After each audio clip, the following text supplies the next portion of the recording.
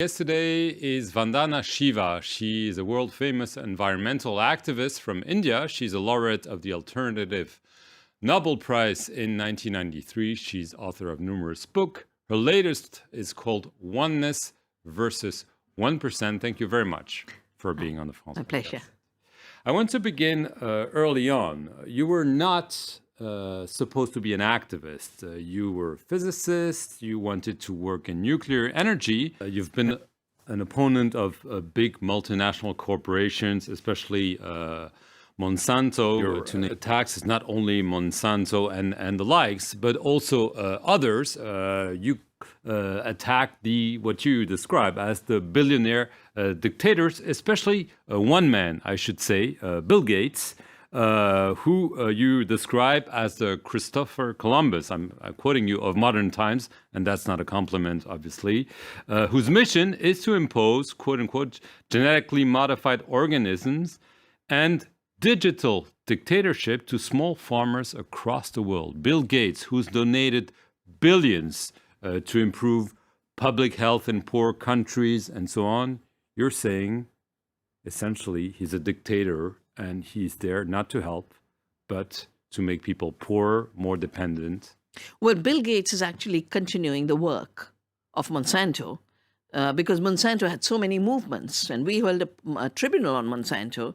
A buyer bought up Monsanto, but when Bill Gates pours money into Africa for feeding the poor in Africa and preventing famine, what's he doing? He's pushing the failed green revolution. He's pushing chemicals, pushing GMOs, pushing patents, and now pushing new... Knowingly, or he thinks it's a good thing and he may be wrong? Well, it's not the same thing. There's enough evidence of what it does. There are enough letters to him from farmers of Africa, from governments of Africa to say, this is not the way to go. The United Nations accepts agroecology, working with ecological systems, as the best way to go.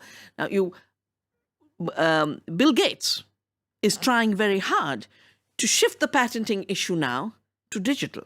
So you just take a genomic map and you say, my invention, you don't create a seed. Seed is self-organized, self-making, and evolution in continuity.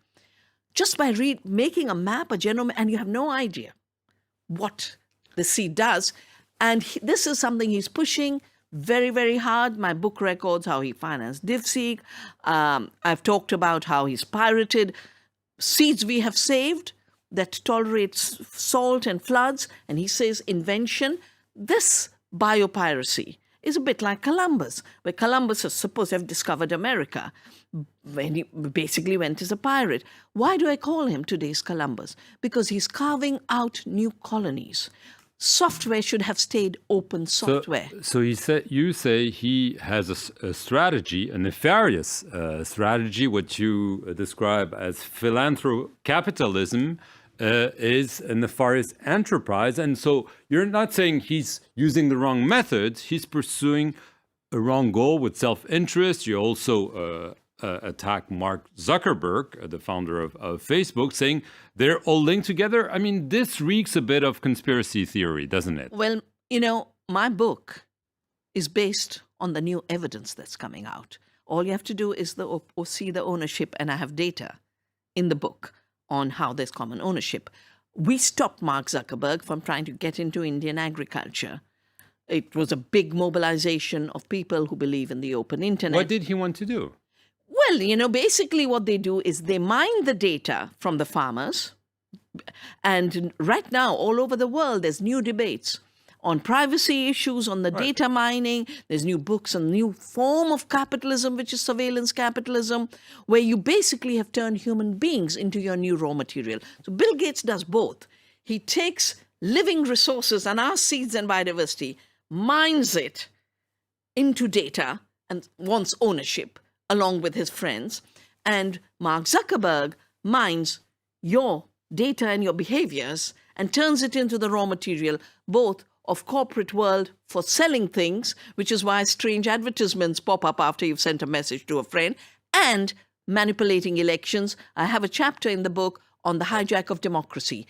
You have enough data on what happened with Facebook selling data to Cambridge Analytica and how we are popping up with artificial intelligence leaders, this is a major threat to democracy. So this is why you're calling them billionaire dictators, because you think they're not helping democracy, but actually threatening and even killing it? I mean, Wait, isn't this I a bit too much? No, I have grown up in an India that was post-independence. I've grown up in an India that had absolutely no corporations. I've grown up in an India where democracy works.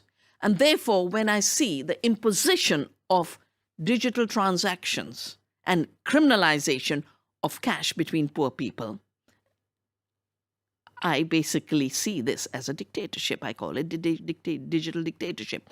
When I watch, not just in India, but in Africa and other parts of the world, now that we have the data that is showing that native seeds have more nutrition, they produce more food, they have no cost because you don't have to use chemicals, that local biodiversity is the way to feeding the world, in spite of all that evidence, in spite of the evidence in the United Nations, in the FAO, in UNCTAD, every agency, Bill Gates is still imposing and forcing GMOs, which is a failed enterprise. And he's not just imposing GMOs, he's taking what has failed and rejected by governments. My government threw the BT aubergine of Monsanto out. Bill Gates resurrects it in Bangladesh. We rejected the golden rice for solving the problem of blindness. He finances it to continue through Philippines. So he's taking all the failed projects with the wrong thinking that life is like a word program and can be chopped and cut and pasted, when it's an amazing complexity of self-organization. And scientists call it autopoiesis, self-organization, writing your own poetry. That's what life does. He is absolutely ignoring all of this new knowledge that new science is giving us and imposing a failed technology with a huge cost to the planet, only so there can be monopolies and people and farmers aren't free to have their seed.